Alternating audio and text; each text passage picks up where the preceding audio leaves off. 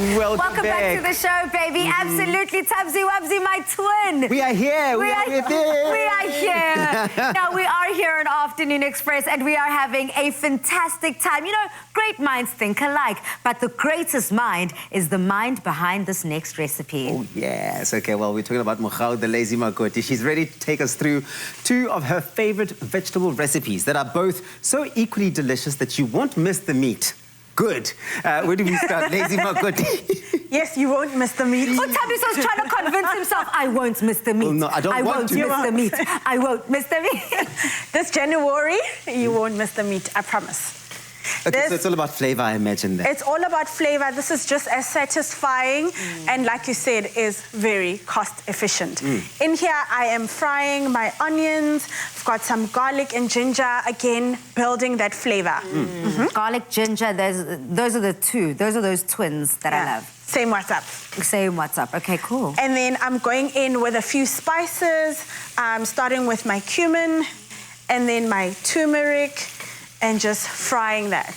Turmeric is such a power food for me. I put it in, I have these turmeric lattes, golden lattes in the morning. It's so, so incredible. It helps you on the inside and on the outside skin. Also, use this, put a little this, that, use it as a mask. I've seen you on your Instagram. Use it as a mask. So it's so interesting to me that we're also using this powerhouse of an ingredient in this recipe. So we're starting the year right. Yeah. We're starting the Other words. Yes. So here's the thing, Kgodu, and tell me if I'm wrong. I often find people can get it wrong at the spice period of the recipe, where the spice that they add, they're not phasing them in at the right time. And cooking them out. Yeah. Definitely. So that is the secret, definitely cooking them out. I've added in my tomato, so a nice base for our lentil curry. So just mix that in, allow that to cook. Question, for someone like me who's always on the go, I see that you use fresh tomatoes. Could we opt for either tinned or canned tomatoes or a tomato paste? You definitely can use the canned tomatoes. For us girls that love convenience, you definitely can. Okay. So just, And guys. and of course. And guys. Enter the gents into the chat. Okay, fine, you're welcome into the chat. So I have soaked my lentils. This just helps them cook a little bit faster. So I'm gonna add my soaked overnight lentils. I'm adding in my potatoes, then we're going to add in some water and just allow this to cook. One thing about potatoes is that, honestly, especially if we're talking about January and trying to be as cost-effective and efficient as you want to be, you can feed 100 people out of this one pot. Yes. I mean, almost quite literally, really, because they go and go and go. They do. The gift that keeps on giving. They do, they do. The other thing I love about this is that it also freezes very well. So you can make one big batch, and then as and when you need it, with those rolls that we made earlier, perfect. Yes. Okay,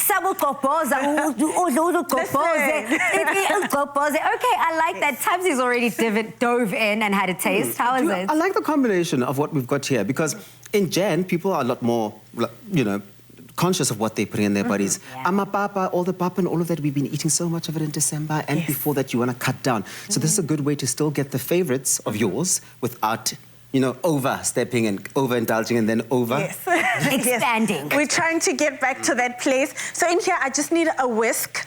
And then while we're getting the whisk, I'm going to season my boiling water. So you want the water to be boiling before you add in your maize meal. While we're adding salt to boiling water, what are we making? We are making Kgodu. So in Sepedi, it's called Kgodu, but it's very similar to a Zulu isijingi. And it's basically a pumpkin pap. Oh, which is this? Yes, like a porridge. Yes, thank you. It's a lot smoother and a lot softer. It's sweet. Yes, yes. So you can make this as sweet or as savory as you want, really.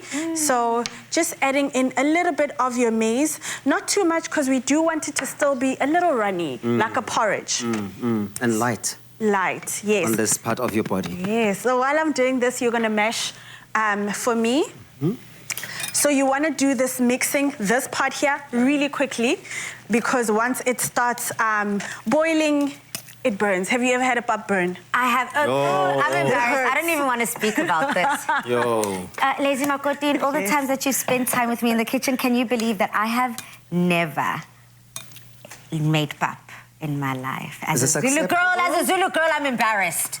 Is this acceptable, Lazy Mama? We are revoking your South African card. So maybe I should take over and You this do will be my not. first time. I know my South African card is gone. You do not have the right to call yourself a South African. Whoa, I agree. But maybe if I take over and hopefully I don't, hopefully I can do you proud here. Okay, so you want to get rid of those lumps. So mix. I'm so stressed. You're stressing me. It is stressful. But listen, we've made this super easy for you so that you have less stress. Go on to afternoonexpress.co.za. But we also want you to make sure that you stick around. This is a whole masterclass. The Lazy Makoti is here, really taking us through the best of her book, Hosting with the Lazy Makoti, to prepare you for, this month of hosting still, I suppose, because people still are. Yeah, and we're quite well into this recipe. So now, is this the time where you add that mashed pumpkin into the pap mixture? Yes. So now you add, it's going to give it that beautiful color that we've got there. Please add a little bit more. Let's go like this. This is definitely a labor of love. I mixed it up like 2 times and my arm was done. So not only is the gym coming in when we're kneading the bread, but the gym is also coming in when we're stirring the pots. But I'm so here for it. That explains her arms, yeah. Yes, strong. So I'm just mixing this in. I want it to be nicely mixed.